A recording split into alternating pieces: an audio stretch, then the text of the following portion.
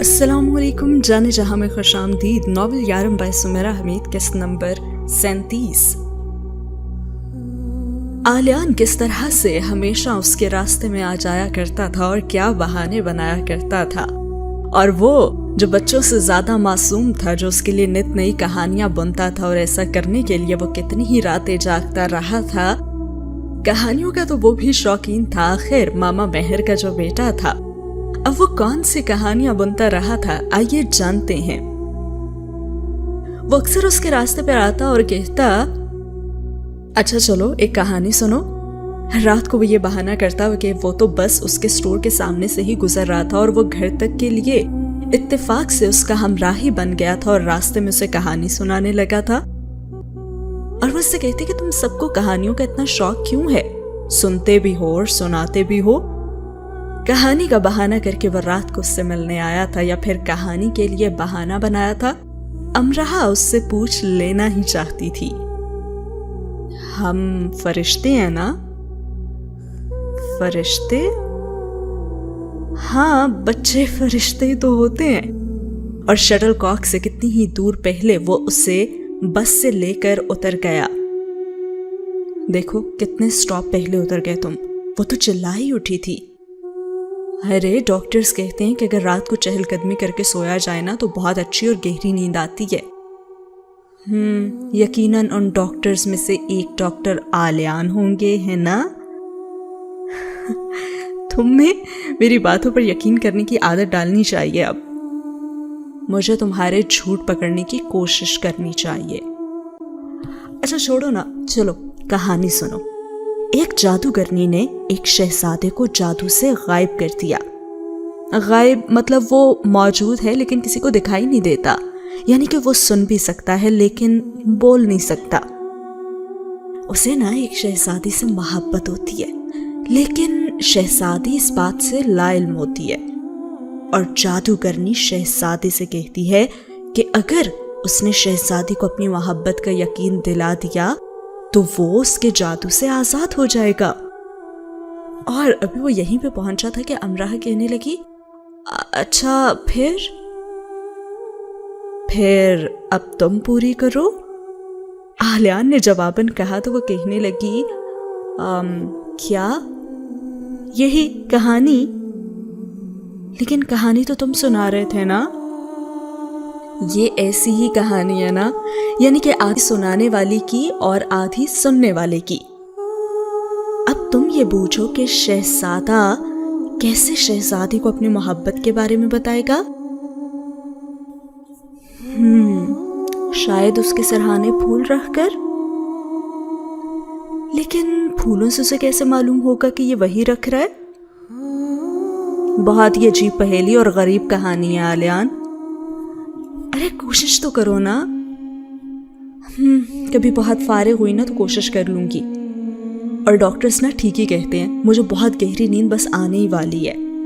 उसने उसे हमेशा की तरह आज भी खामोश करवा दिया था, जबकि वो तो फौरन ही कहानी बूझ चुकी थी। यानी कि शहजादा पैगामात लिखेगा और उसे किसी ऐसी जगह बांध देगा जहां से शहजादी का गुजर होता हो। चलो मान लेते हैं कि शहजादी के कमरे के बाहर लगे दरख्त के साथ ही रात के वक्त, और फिर वो उनके साथ घंटियां भी बांध देगा और उन घंटियों को हिलाएगा और शहजादी नींद से जाग जाएगी और उसे जागे ही रहना पड़ेगा जब तक कि वो दरख्त के पास आकर पैगामात नहीं पढ़ लेती। वो दरख्त की शाखों में बंधे हुए जा बजा पैगामात को पहले तो हैरत से देखेगी और फिर वो उन्हें एक एक करके पढ़ भी लेगी। और फिर हर रात को वो घंटियों के बजने का इंतजार करेगी और फिर एक दिन शहजादा जादू से फिर आजाद हो जाएगा। तो ये थी उसकी कहानी जो वो बूझ चुकी थी, और उस रात वो सो नहीं सकी थी। ऐसी कहानी सुनकर नींद कैसे आ सकती है भला? और आखिरी पहर की इस रात उसने स्केच के पीछे वो सारी कहानी लिख भी दी थी। लेकिन ये क्या, जादू तो उल्टा हो गया ना, क्योंकि अब वो सुन रहा था और ना ही बोल रहा था, और ये सब खुद उसकी अपनी वजह से ही तो हुआ था।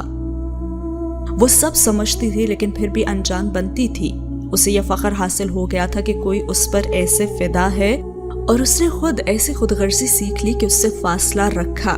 نہ تو اپنے پلان کے مطابق اسے پہلے یہ بتایا کہ وہ پاکستان میں اپنی بات پکی کروا کر آئی ہے، بلکہ اس نے اسے انکار کیا اور نہ ہی اقرار کے قابل سمجھا۔ اس نے تو اپنی طے کی ہوئی حکمت عملی پر بھی ٹھیک سے عمل نہیں کیا، جس کے تحت انہیں صرف دوست تو رہنا ہی تھا نا، لیکن اب تو وہ دوست بھی نہیں تھے۔ اگر وہ اسے ہر حال میں انکار کرنے کا ہی ارادہ کیے ہوئے تھی تو اسے خود کو تو اتنا آگے نہیں لانا چاہیے تھا نا۔ اور پھر اسے یہاں یاد آیا، ایک دن وہ اور آلیان بیٹھے ہوئے تھے اور باتوں میں امراہ نے آلیان کو بتایا تھا، ایک بار نا میں 6 کلاس کے مڈ ٹرم ایگزامز میں فیل ہو گئی۔ تمہیں پتہ ہے میں اتنا روئی کہ میں بے ہوشی ہو گئی، اور جب ہوش آئی نا تو پھر سے روئی اور پھر سے بے ہوش ہو گئی۔ جانتے ہو میرے رونے کی وجہ صرف یہ تھی کہ میں نے خواب میں دیکھا تھا کہ میں فیل ہو گئی ہوں، اور پھر خواب سچا بھی ہو گیا۔ یعنی کہ اب وہ خواب بھی سچا ہو جائے گا جس میں میری گردن کٹی ہوئی ہے اور سمندر کے پانی کے اوپر تیر رہی ہے۔ وہ آلیان کی طرف دیکھ رہی تھی اور آلیان اس کی شکل کی طرف کئی لہجے دیکھتا رہا، اور پھر اس کے کہکہوں کو تھمنے میں آدھے گھنٹے سے زیادہ کا وقت لگا تھا۔ اس نے سر پر ہاتھ رکھ لیا اور ہنس کر تو اس کا سر درد ہی کرنے لگا تھا۔ اس کی ایسی ہنسی دیکھنے کے لیے وہ اپنے ماضی کو کھنگال کر چند واقعات اس کے روبرو لائی تھی۔ وہ خود کو بھی ٹھیک سے یہ بتا نہیں سکتی تھی کہ جب وہ اس کی کسی بات پر ہنستا ہے تو اسے لگتا ہے جیسے اس نے ثواب کمایا ہے۔ اس کی بھوری آنکھیں پانی سے بھر جاتی ہیں تو مشرقی ساحرہ کو اپنے سحر پر پیار آنے لگتا ہے، اور وہ ہنسنے میں ایسا مصروف رہتا ہے کہ وہ اسے دیکھنے میں پھر مشغول ہو جاتی ہے۔ اور وہ ہنسی کے درمیان پوچھتا ہے، کیا تم مجھے ہمیشہ ایسے ہی ہنسا سکتی ہو؟ اور وہ خاموش ہو جاتی ہے جیسے سوال اس نے سنا ہی نہیں، اور ایسے وقت وہ دوسرے حصے والی امراہ بن جاتی ہے جسے معلوم ہوتا ہے کہ انہیں ہمیشہ ساتھ نہیں رہنا۔ وہ بیک وقت خود غرضی اور خود ترسی کی انتہا پر پہنچ جاتی ہے۔ وہ خود سے بھی اقرار نہیں کرتی کہ وہ کیا چاہتی ہے۔ اور خیر، چینی خاتون نے ربن دیتے ہوئے اس سے پوچھا تھا کہ اگر تم شادی شدہ ہو یا جلدی شادی کرنے والی ہو، یا تم جانتی ہو کہ تمہیں کس سے شادی کرنی ہے، تو تم اس کا نام ان پر لکھوا سکتی ہو۔ اور امراہ نے خاتون کو دیکھا تھا اور مسکرا نہ سکی۔ کیا وہ اس کے دل کا چور پکڑنے کو ہیں؟ میں چینی میں تم دونوں کے نام لکھ دوں گی۔ وہ پھر سے مسکرائی کہ ہاں میں چوری پکڑ چکی ہوں۔ اس سے سوال کیا جا رہا تھا اور اس کا سر ہی گھومنے لگا۔ جو کام خود سے بھی چھپا کر کیا جا رہا تھا اس کا اقرار کسی کے سامنے کیسے کر لیتی وہ، اور وہ پلٹ کر جانے ہی لگی تھی، اور پھر جیسے اس نے اسے بدشگونی جانا، اور جب دل میں کوئی ہو تو دل سب شگونوں اور بدشگونوں کے حساب رکھنے لگتا ہے۔ وہ خطرہ مول لینا نہیں چاہتا، اور پھر وہ تہوار کا موقع تھا، اور پھر تہواروں پر ویسے ہی بہت سی اجازتیں دے دی جاتی ہیں، تو اس نے خود کو یہ اجازت دے دی، اور اس سے یہ بھی لگا کہ آسمانوں سے اس سے پوچھا جا رہا ہے کس کا نام لکھوانا ہے اپنے نام کے ساتھ امراہ۔ اور وہ جو پلٹ گئی تھی اور واپس پلٹی، اور اس نے کہا کہ میرا نام امراہ ہے اور اس کا، اور پھر وہ رکی اور خاتون مزید مسکرانے لگی اور اس سے پوچھنے لگی، ہاں اس کا کیا؟ وہ اس کا آلیان۔ اور خاتون نے سر کو جنبش دی اور دونوں کے نام چینی میں لکھ دیے۔ ان دو ربن کو لے کر اس کے لیے چلنا اب دوپہر ہو گیا تھا، اور اس کے دل کی دھڑکن اتنی تیز ہو گئی کہ اسے لگا کہ وہاں موجود ہزاروں لوگ جو ادھر ادھر دیکھ رہے ہیں تو دراصل اسی کے دل کی دھڑکن کو ہی تو تلاش کر رہے ہیں، اسی کو لے کر سرگوشیاں کر رہے ہیں اور اسی پر مسکرا رہے ہیں، اور سر ہلا کر اسے بتانا چاہتے ہیں کہ ہاں ہم جان گئے ہیں کہ تم کیا کر آئی ہو، اور دیکھو تم پکڑی گئی ہو۔ وہ مسکرائی اور مسکراہٹ غائب بھی کر لی۔ اسے یہ بھی لگا کہ اس نے کوئی بڑا گناہ کر لیا ہے، اور یہ بھی کہ زندگی میں اب اسے کوئی ایسی چیز ملی ہے جو اتنی قیمتی ہے کہ اسے دنیا کا ہر محفوظ کو نا غیر محفوظ لگنے لگا ہے، اور اسے لگنے لگا ہے کہ دنیا میں ہر کوئی اس کے ان ربنوں کو چرا لینے کا ارادہ رکھتا ہے۔ اگر آلیان ڈریگن پریڈ میں نہ آتا تو وہ اگلے کئی دنوں تک خود ہی اس کا سامنا نہ کر پاتی۔ चीनी स्टॉलों पर घूमते उसने बहुत कुछ देखा था। इधर आलियान, उधर आलियान, हर आंख, हर अंदाज, हर मुस्कुराहट आलियान। उसने खुद को शीशे में देखा तो वहां भी तो आलियान को ही पाया था ना। और उसने किया क्या? वो जो उसके वसवसे और वो जो उसका डर और वो जो एक दूसरी लड़की थी जो हमेशा खौफजदा रहती थी कि वो कभी एक नहीं हो सकते और उसे अकेले ही पाकिस्तान जाना है, वो उसके तमाम तर जज्बों पे गालिब आ गई। और उसने जो हिकमत अमली बनाई थी वो यही थी कि हम अच्छे दोस्त बने रहेंगे और फिर मैं पाकिस्तान चली जाऊंगी। और हाँ, अगर उसने कुछ कहा तो मैं कह दूंगी कि मेरी बात तो मेरे कज़न के साथ तय है। ये थी उसकी हिकमत अमली जो उसने तरतीब दे रखी थी। और इस हिकमत की वजह वो याद बनी थी जो उसे आलियान को देख कर आया करती थी। और साथ ही होता है ये सीन ख़त्म। यानी कि वो इस ख्वाब में रहना चाहती थी जब तक वो यहाँ थी। और उसकी हिकमत अमली यही थी कि हाँ, ये सब अच्छा है और मुझे अच्छा लग रहा है और मुझे इसी ख्वाब में जीते रहना है। और हाँ, जब कभी वो इस रिश्ते के बारे में या इससे एक कदम दोस्ती से आगे बढ़ाएगा तो मैं इसे साफ साफ ये कहकर मना कर दूंगी कि मेरी बात तो मेरे कज़न के साथ तय है। लेकिन जाने अनजाने में वो ये भूल गई कि ये सब करते करते वो खुद भी बहुत आगे निकल चुकी थी। बढ़ते हैं अगले सीन की तरफ। जब तक उसे कोई नौकरी नहीं मिल जाती तुम उसे रख लो ना वाजिद। जब एक बार कह दिया नहीं तो नहीं बाबा। अरे तुम क्यों इतने इंतहा पसंद बन रहे हो?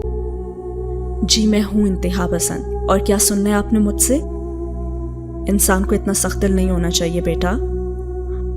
मेरे अपने असूल हैं बाबा, आप मुदाखलत ना ही करें। हाँ तो असूल हैं, शरीयत तो नहीं कि बदली ना जा सके।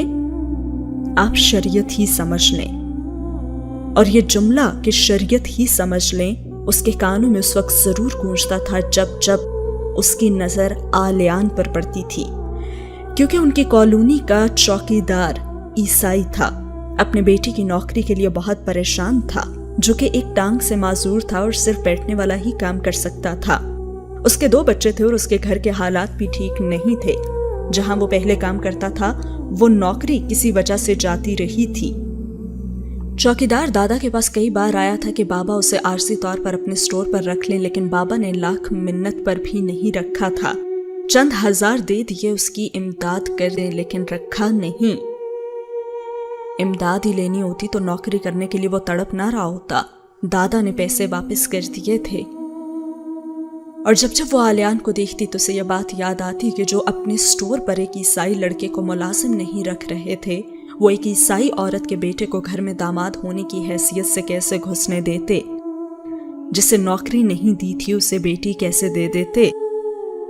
जिसके लिए जिद नहीं तोड़ रहे थे उसके लिए रिवायात कैसे तोड़ देते। वो आलियान को पाकिस्तान तो ले जाती और फिर उसकी तजलील भी करवाती। और रात के आखिरी पहर की इतनी ही कहानी है कि घुटनों के बल वो जमीन पर झुकी उस तस्वीर को सीने से लगाए रो रही है, जिसमें नजर आते उसके मुहीब अक्स को उसने पेंसिल से गहरा कर लिया था। वो ड्रैगन के मास्क तले भी रोती रही थी। वह जैसे जान गई थी कि अब उसे रोना ही था, और वो रोती रही और रोती रही क्योंकि वो जानती थी कि उससे अब अलग ही रहना है। वो उसे दोस्ती के लिए मना तो लेगी लेकिन मोहब्बत तक बात नहीं लाएगी। लेकिन आज अब इस रात बर्निंग मैन को अपनी पुष्ट पर दूर छोड़ते वो बात मोहब्बत तक भी ले आई थी। उसने इस बार मोहब्बत का तराजू हाथ में पकड़ा था और दोनों तरफ आलियान ही को बिठाया था। खौफ को दिल ही में लिए वो बेखौफ होकर आगे बढ़ रही थी। हाँ, अभी तो उसने वो धुन तश्कील देनी शुरू की थी जो आलियान के वजूद से फूटती रोशनी से मिलकर रक्से कना होने को थी। हाँ, अभी तो उसने उसकी आंखों पर तनी कमानों के किनारों से जा मिलने की ठानी थी। उसने उन्हें तसव्वुर में कितनी ही बार अपनी पोरों से छुआ था। आलियान को रोक कर उसे साकित करके अभी तो उसे सामने बैठा कर देखते रहने का कंवल आसन जमाया था उसने। और फिर सिसकियों ने सन्नाटे से हम कलाम होना चाहा, वक्त ने बेदर्दी से ठहर जाना चाहा और तकदीर ने तरहम के आंसू टपकाए। अंधेरे आग से रोशन होते उस रास्ते पर चलते खलीफा ने अपनी दाढ़ी को भीग जाने दिया, जैसे सारी उम्र देखते रहने से उसका जी नहीं भरने वाला था। वो उसे आखिरी बार देख आया था। अब वो महबूब के महबूब को पाने निकला था और रात के ऐसे आग आग होते पहर में लामंजिल चलते खलीफा ने एक बार भी पीछे मुड़कर नहीं देखा था। उसका दिल तो दायमी जुदाई के खौफ से कुरला रहा था और उसकी स्याह दाढ़ी सफेद होने जा रही थी। और इश्क उस पर यह जायज नहीं कि गफलत बरती जाए।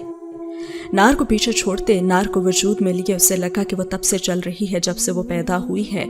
आखिर उसका सफर कब खत्म होगा, और अगर होगा भी या नहीं, उसके पैरों के साथ उसके आंसू ने जो सफर किया है तो वो कहां जाकर रुकेगा। अब वो ऐसे ही चलती रही। कई टैक्सियां उसके करीब से गुजर गईं, लेकिन उसने कोई एक भी नहीं ली। वो कोट के कॉलर से अपनी आंखें रगड़ती रही। उसे कुछ दिखाई नहीं दे रहा था और वो कई बार गिरने लगी थी और उसने अपनी आंखें साफ रखनी थी। उसकी आंखें साफ होने में तो आ ही नहीं रही थीं और उसके कानों में लफ्जों की धमाल मची हुई थी। मुझसे शादी करोगी अमरहा, मुझसे शादी करोगी अमरहा। और फिर उसके बाबा का कहा हुआ वो जुमला कि शरीयत ही समझ लें, हसब नसब लेकर बैठना, वो दादा की कही हुई बात। उसे एक शहजादी से मोहब्बत होती है, लेकिन शहजादी उससे ला इल्म है। मेरे साथ रूस चलोगे पापा से मिलने, फिर वो अल्फाज, और फिर आलियान का कहना कि मैं तुम्हारा खिलौना नहीं हूं।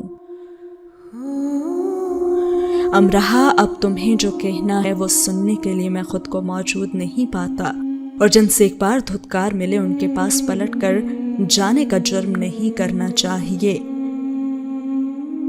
हाँ, ये तमाम अल्फाज बाबा के, वेरा के, आलियान के और उसके खुद के बार बार उसके कानों में गूंज रहे थे। और उसका वो गीत जो पूरा बना गया था और ना ही आधा, वो सड़क पर उसके कदमों तले अब बिखरता चला गया था और लफ्जों की धमाल में कुर्लाने लगा था। आगाज बहार की आमद है, सांसें मुअत्तर होने लगी थी। मरतसम है धनक भी आंखों में, नया जहां दिल में सजने लगा है, अब वो सजने लगा है। टैक्सी को बमुश्किल रोक कर वो उसमें बैठ सकी और फिर घर आ गई और उस सामान को पैक करने लगी जिसे साथ लेकर उसे पाकिस्तान जाना था। अपने सामान में उसने सबसे पहले छुपा कर रखे बॉक्स को निकाल कर रखा। वो पहली ही फ्लाइट से हमेशा के लिए अब पाकिस्तान जाने के लिए खुद को तैयार कर चुकी थी, क्योंकि वो जान चुकी थी कि उसने उस शख्स को खो दिया है जिसे अब कोई और पा चुका है। क्योंकि साई ने उससे कहा था ना कि जिंदगी में तो सभी को आगे बढ़ना होता है अमरहा, तो उसने जान लिया था कि आलियान वेरा के साथ आगे बढ़ रहा है। कहानी का ये वो मोड़ था जो उसके दिल की आंख से ओझल था। साई ने उससे कहा था कि अगर हम कुछ नहीं पा सकते तो जाहिर है उसे कोई और ही पा लेता है। तो वेरा अब आलियान को पाने जा रही थी। वो ये बात जान चुकी थी कि वो उसे खो चुकी है और सीन होता है खत्म।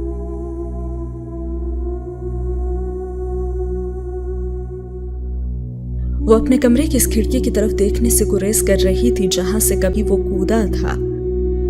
वह जज्बात के इस किनारे पर खड़ी थी जहां से सब कुछ टूटता और फूटता ही नजर आता है। एक दीवानी किसी कैफियत जो अपने वजूद के पाताल में उतरकर एड़ियां रगड़ने लगता है, दहन से कर्ब अंगेज आवाजें निकालता है और आलम दीवानगी में खुद को इधर उधर पटकता है। खुद पर हमला आवर हो चुकी और कपकपी को नातमा करने के लिए उसने अपने गिर्द बाजू लपेटे थे। यह इंतहा थी जानकारी की। उरूज कहीं पीछे रह चुका था और मोहब्बत उससे बहुत आगे निकल चुकी थी। वो आलमे फना में थी। दुनिया में बहुत कुछ जरूरी होगा, लेकिन आलियान से पहले तो नहीं, उससे पहले सब फना ही होगा और उसके बगैर भी। आलमे यकीन के पट उस पर वाह हुए और उसने जाना कि वो उससे जुदा होने के मुतमिल तो हो सकती है अगर जिंदा ही ना रहे। हाँ, ये वो बात थी जो बहुत पहले तय हो चुकी थी और मुनकशिफ अब हुई थी। اس کے سامنے اس بات کا انکشاف اب ہوا تھا کہ وہ زندہ نہیں رہ پائے گی، کہ اب جو اس کے بغیر ہوگی وہ زندگی تو نہیں ہوگی۔ اب اگر پھول بھی کھلیں گے تو بہار تو نہیں آئے گی۔ خوشیوں کا منتظر رہا تو جائے گا، لیکن مسکراہٹوں کو خوش آمدید تو نہ کہا جائے گا۔ کائنات کی اس حد سے اس حد تک پھیلاؤ تو ہوگا، لیکن ٹھہراؤ نہیں۔ کوئی بھی گیت سہانا نہیں لگے گا اور کسی بھی داستان میں اب جی نہیں اٹکے گا۔ کچھ بھی اس کے بغیر اچھا نہیں لگے گا۔ اب موت کی نشانیوں کا انتظار تو کیا جائے گا اور بینائی کو جزدان کر دیا جائے گا۔ اب نہ تو بولنے کی غرض رہے گی اور نہ ہی سننے کی چاہت۔ جو آلیان نہیں تو پھر کچھ نہیں۔ اب ساری دنیا کے احرام اپنی بلندیوں سے گر جائیں گے اور پانی کے ذخیرے اپنا پانی الٹ دیں گے، تو بھی قیامت کا گمان نہ ہوگا۔ اور صبح تک وہ فیصلے کے پینڈولم پر جھولتی رہی۔ وہ مرنے کا ارادہ نہیں رکھتی اور مر کر زندہ رہنے کا بھی نہیں۔ اور اس نے دیکھا کہ ویرا گھر آ چکی تھی اور این بھی، اور ویرا کو نیو یارک جانا تھا۔ جس ٹیکسی میں وہ گھر آئی تھی اسی ٹیکسی میں بیٹھ کر وہ ایئرپورٹ چلی گئی تھی۔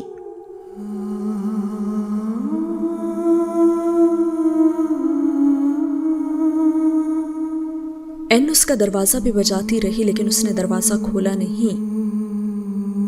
تم نہ صرف خود پاگل ہو بلکہ دوسروں کو پاگل کر دینے کی صلاحیت بھی رکھتی ہو۔ دروازے کے باہر این تیز آواز میں بڑبڑا کر چلی گئی تھی۔ وہ رات بھر اسے فون کرتی رہی تھی، لیکن اس نے فون نہیں اٹھایا تھا۔ وہ سمجھی کہ وہ وہیں کہیں ہوگی، لیکن وہ تو گھر پر تھی۔ اور بہت صبح وہ شٹل کاک میں کسی کے بھی اٹھنے سے پہلے یونیورسٹی آ گئی اور باہر سے ہی اس کے گرد چکر بھی لگاتی رہی۔ سڑکیں سنسان تھیں اور یونیورسٹی بھی، اور وہ حسرت سے اس عمارت کو دیکھ رہی تھی جس کی یاد آنے پر وہ سختی سے آنکھیں میچ لیا کرے گی۔ اپنی سانس کو متوازن رکھنے کے لیے اسے خود سے گہری گہری سانسیں بھی لینی پڑی تھیں۔ اس عمارت کے اندر جاتے ہی اس کی نئی زندگی نے سانسیں لینا شروع کر دی تھیں، اور اس عمارت سے باہر ہوتی وہ نئی سانسیں جیسے آخری سانسیں لگنے لگی تھیں۔ ادھر ادھر کسی پارک میں بیٹھے، فٹ پاتھ پر چلتے، کافی شاپس کی شیشوں کی دیواروں سے اندر جھانکتے اور مینچسٹر پر آخری اڑان بھرتے جیسے پرندوں کو دیکھتے اس نے کافی وقت تو گزار لیا، اور پھر وہ اپنے سٹور میں بھی آ گئی۔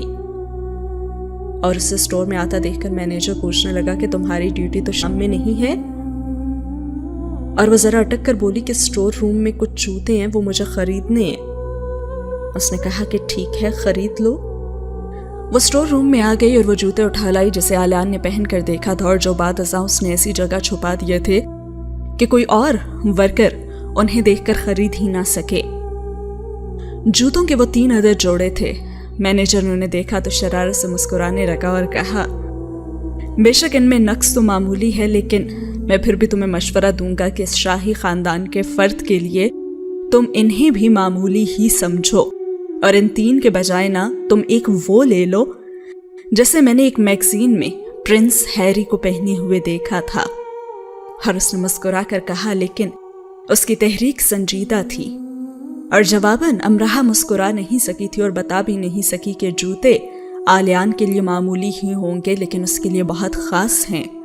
انہیں اپنے پاس رکھنا چاہتی ہے اور وہ ان باقیات کو اکٹھا کر رہی ہے جو پورا آلیان نہیں بنا سکتی۔ پھر کیا ارادہ ہے پرنس ہیری کے جوتے کے بارے میں؟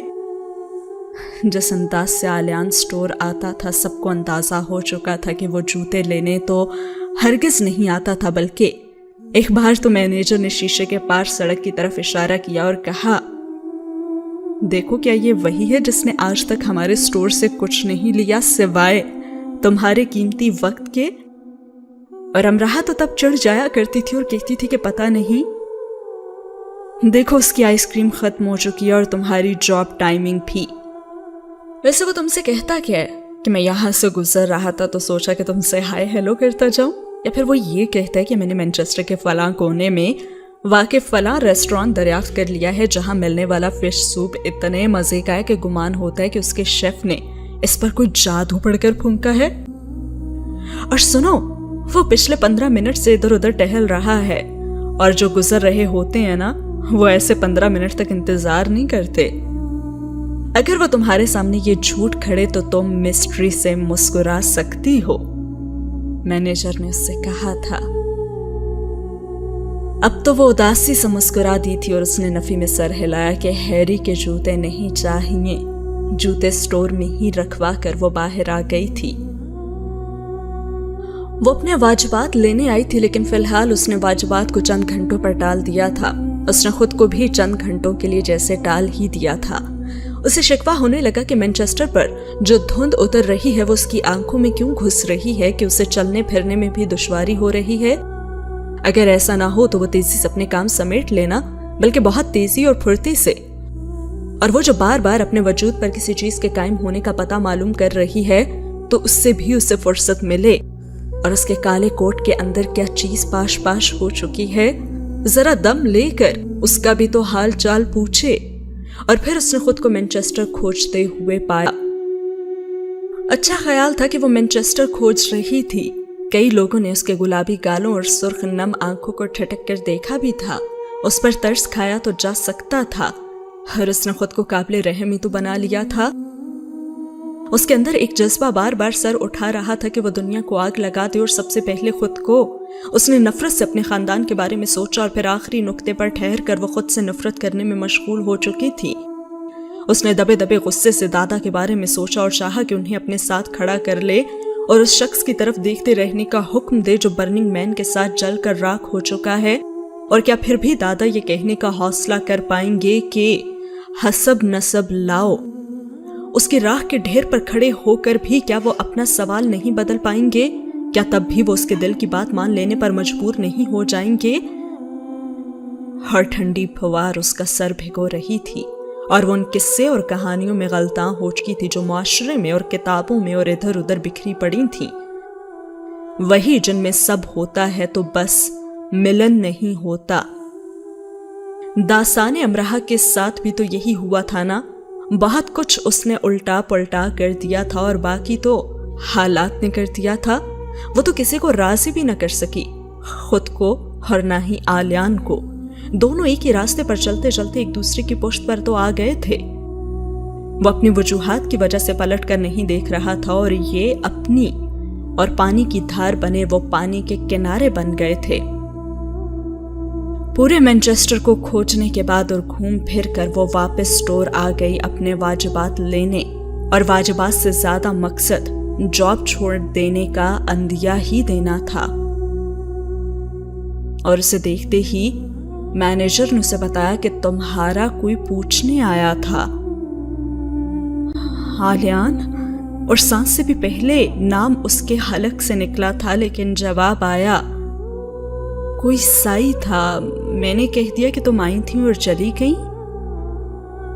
سائی؟ وہ بڑبڑائی. وہ کافی بار اسے فون کر چکا تھا لیکن اس نے کوئی کال ریسیو نہیں کی تھی، اور اس نے اپنے اندر سائی کے لیے بھی تو نفرت محسوس کی تھی اور غصہ بھی. اور پھر اس نے ہاتھ مسلتے ہوئے کہا کہ مجھے میرے بقایا جات چاہیے. اور مینیجر سے پوچھنے لگا کہ تم جاب چھوڑ رہی ہو، اور اس نے جواباً کہا کہ ہاں. اس نے نظریں چرا کر کہا تھا، اور اس سے پوچھا گیا کہ کیا کہیں اور جاب مل گئی ہے. اور اس نے کہا کہ مجھے جاب کی ضرورت ہی نہیں رہی اب. اور مینیجر اب واقعی ٹھٹکا اور کہنے لگا تم ٹھیک تو ہو نا امرہا؟ ہاں بالکل. بیٹھ جاؤ امرہا، مینیجر نے نرمی سے کہا، اور وہ شیشے کی دیوار کے پاس رکھے سٹول پر بیٹھ گئی اور گیلی سڑک کو دیکھنے لگی. کیا کہیں جا رہی ہو تم؟ اور دونوں ہتھیلیوں کو مسلتے امرہا نے چونک کر گیلی سڑک پر سے نظریں اٹھائیں. اسے یہ کس نے بتایا کہ وہ جا رہی ہے؟ تو کیا اسے واقعی اب جانا ہوگا؟ اس کے رخصت کے ستارے اکٹھے ہونا شروع ہو گئے ہیں کیا، اور اس کے قیام کی علامتیں جیسے روپوش ہی ہو گئی ہیں؟ ہر وسے کہنے لگے اتنا وقت تمہارے ساتھ گزارا ہے، اور تم کیسے جذبات سے آ رہی اور خاموش سی ہوتی جا رہی ہو. اگر تمہارا جانا ضروری ہے تو اچھے انداز سے بائی کہہ کر جاؤ نا، ورنہ مجھے موقع دو کہ میں تمہیں اس انداز میں الوداع کہوں جس انداز میں میں نے تمہیں خوش آمدید کہا تھا. اور صرف اتنی سی بات इतनी सी बात पर वो फिर से रोने लगी और आंखों को रगड़ कर उसने मैनेजर को देखा और कहा, मैं नहीं जा रही, मैं कहीं भी नहीं जा रही। और उसने पूछा कि अच्छा तो फिर जॉब क्यों छोड़ रही हो?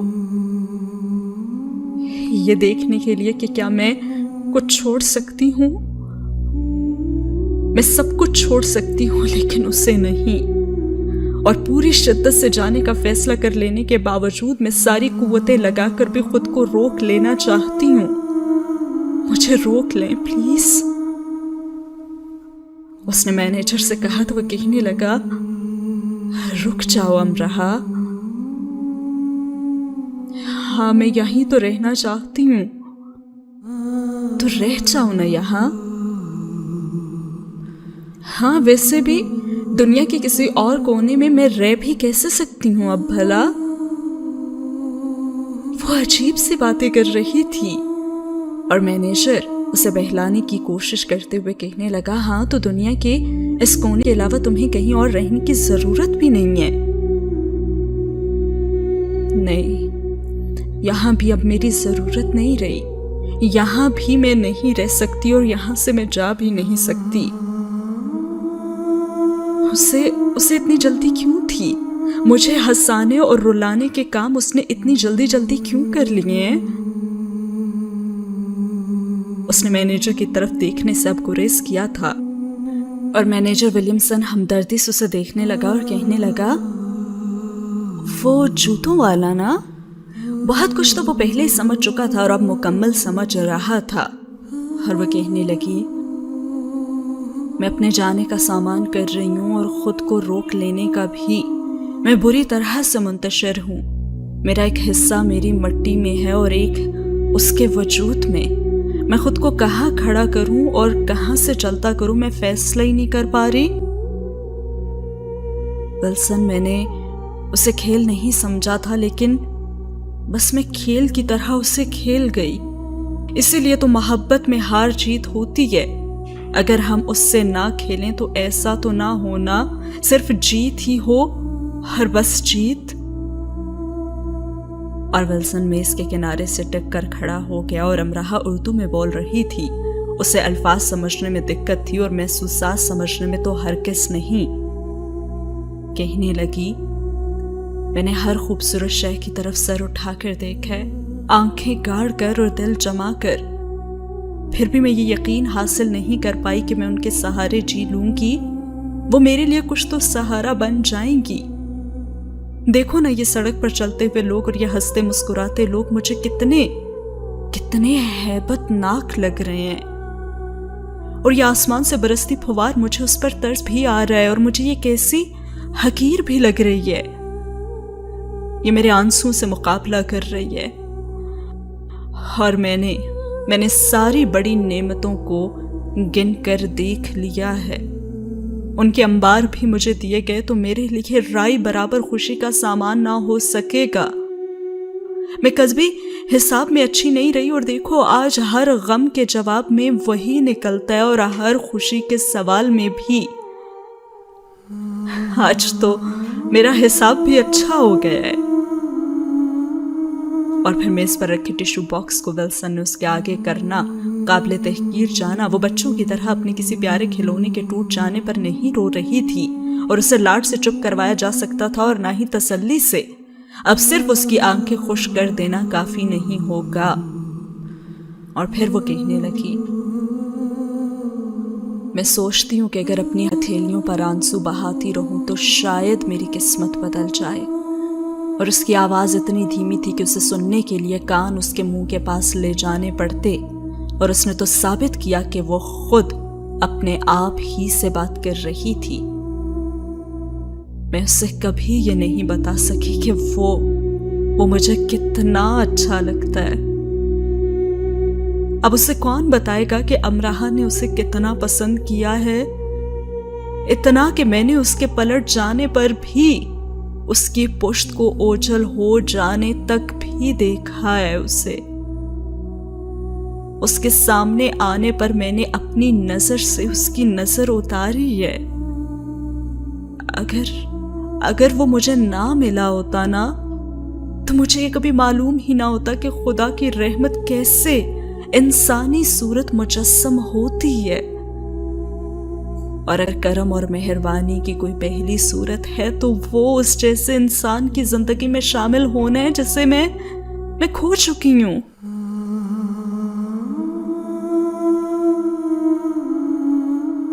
اندھیروں پر قابض ہو جانے والا وہ روشن ستارہ جو طلوع ہوا کرتا ہے اور غروب نہیں۔ رات کو آنکھیں بند کرنے سے پہلے مجھے یہ منظر دیکھنا یاد رہتا ہے کہ کیسے وہ سر اٹھا کر کہے لگاتا ہے۔ مجھے دلی سکون ملتا ہے اس منظر کو دہرا کر جب وہ میرا ماسک اٹھانے کے لیے جھکا تھا۔ جو مسکراہٹ اس وقت اس نے اپنے ہونٹوں پر سجا رکھی تھی، وہ ان جذبوں کو عطا ہی تو کی جاتی ہے جو کہ اب ناپید ہوتے جا رہے ہیں اور یہ مجھ سے دیکھا نہیں جاتا۔ اس مسکراہٹ سے میں اس کی مداح ہو گئی تھی اور اب طلبگار بھی۔ میں اسے یہ بھی بتا سکی کہ وہ خاموش رہتا ہے تو گنگناتا ہوا لگتا ہے، اور اگر وہ گنگنانے لگے تو ساری خاموشیوں کو جگاتا لگتا ہے۔ میں نے تو اسے کچھ بھی نہیں بتایا اور نہ اس نے مجھ سے کبھی سنا۔ ارے اس نے تو اپنے کان ویرا کے منہ کے آگے کر دیے، اور کتنی جلدی میں تھا نا وہ۔ بدہیت ہوتی ہے ایسی عجلت کے مٹھی میں قید کر لینے والے مٹھی کھول دینے پر مائل ہوں۔ اور وہ پھر خاموش ہو گئی، اپنے وجود کو ساکت رکھے، دونوں ہاتھ گود میں رکھے، اسے دیکھتے ولسن کی نظروں میں درہم بڑھتا جا رہا تھا۔ وہ ایک ایسا مجسمہ تھی جس شدت سے تراشا گیا اسی شدت سے توڑ بھی دیا گیا تھا۔ اور ولسن اس سے کہنے لگا، تمہیں کہیں جانے کی ضرورت نہیں ہے امرہا، وہ ایک دن خود تمہارے پاس آئے گا۔ ولسن جتنی بات اس کے انداز سے سمجھ چکا تھا اس نے اسے کہہ دیا، اور امرہا کہنے لگی، مجھے بھی یہی خوشگمانی تھی کہ وہ واپس آئے گا۔ ہاں، اور ولسن نے کہا کہ خوشگمان ہونا اچھا ہے بجائے بدگمان ہونے کے۔ اپنے دل کو اور ہلکا کر لو لیکن کہیں مت جاؤ۔ اور پھر جس حالت میں وہ بیٹھی تھی اسی حالت میں اٹھ کر وہ باہر آ گئی۔ وقت کے ساتھ ساتھ اب محبت نے بھی شدت اختیار کر لی تھی۔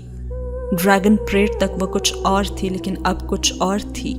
چشمہ دریا بن چکا تھا، اور دریا ایسے پانیوں میں گرتا ہے جس کی وسعت کی کوئی حد نہیں ہوتی۔ جو کچھ ان کے درمیان ہو چکا تھا وہ اب سے پہلے عام اور معمولی ہی لگتا تھا۔ کہانی کا ایک المیہ حصہ جو ہر قصے کہانی سے جڑا ہوتا ہے، اور پھر سے سب خوش۔ اور اب جب واقعی آلیان کسی اور کے سپرد ہوا تھا تو سب خوش فہمیاں اور غلط فہمیاں اب اس کی دور ہو چکی تھیں۔ سب اتنا آسان تو نہیں تھا، حقیقت سوچوں اور اندازوں سے کہیں آگے کی چیز تھی۔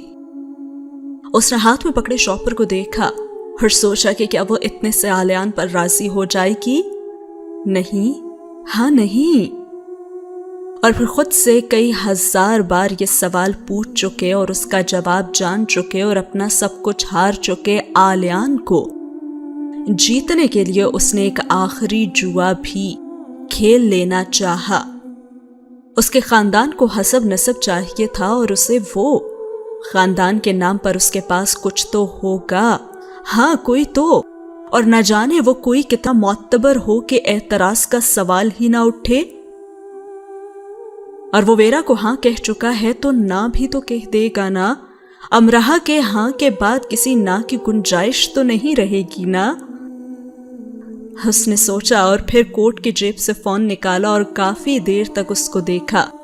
وہ پہلے بھی ایک بار اس نمبر پر فون کر چکی تھی۔ اسے کچھ نہیں بتایا گیا تھا، بلکہ الٹا انہیں یہ شک ہو گیا تھا کہ وہ صرف پیسوں کے لیے ظاہر کر رہی ہے کہ وہ ان کی مدد بھی کر سکتی ہے۔ اور تبھی برننگ مین اس کے سامنے آ کر کھڑا ہو گیا اور اسے بتانے لگا کہ جل جانا دراصل کیا ہوتا ہے۔